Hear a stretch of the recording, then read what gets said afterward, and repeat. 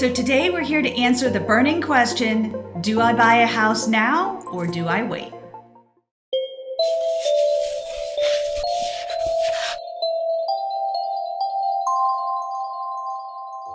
So let's talk first, supply and demand. We know that prices stay high when there is low supply and strong demand. So here in Charleston, we still have only 30 days worth of inventory on the market, even though we are moving into the normally higher inventory months of the year. We also have seen the first part of this year have some of the strongest buyer purchasing demand that we have seen since before the pandemic.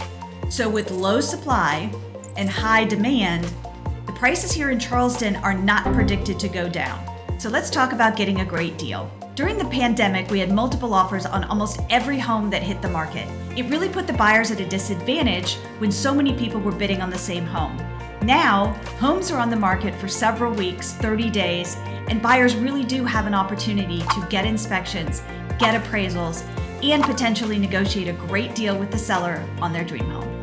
And here to talk about interest rates is Stephanie Medlock with Benchmark Mortgage. Hey there, market rate updates. We're seeing interest rates 30-year fixed national average hovering around 6.85% without discount points. So here's what I want to talk about today is where are we headed?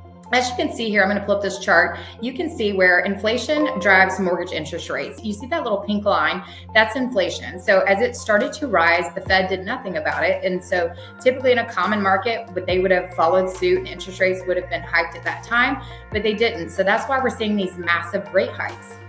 So what's going to happen if you see at the bottom of that or towards the end of that chart, you're starting to see inflation go down. So as inflation goes down, guess what? Rates go down. Historically speaking, that's always happened. So we're going to see more favorable rates. They're predicting somewhere close to 5. When that happens, I'm not sure, hopefully within the next 6 to 12 months. But the other thing I want to show you is inventory. So we have 331 million people living in the United States. If you look at this chart, there was only 1.25 million houses for sale. And the point of me showing you this is that right now, one of my favorite sayings is Warren Buffett. Be greedy in a time where people are fearful. People are pessimistic, okay? They're scared to death of 6-7% rates. Okay, so here's what I have to say about that. This is the best time to have your cake, eat it too. You're gonna save tens of thousands of dollars by utilizing buy down options, seller paid concessions. You're not having to waive contingencies. You're able to get lots of money off of list price versus before when you're having to pay over list price.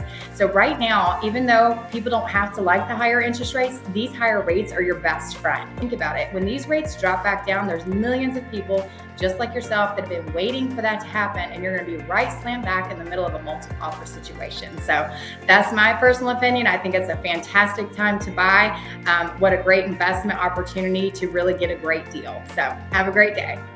So let's answer the burning question. Do you buy a home now? Well, with prices going up here in Charleston over the next couple of years, interest rates stabilizing, and finally an opportunity to get a deal with the seller, I say buy a home now and save thousands.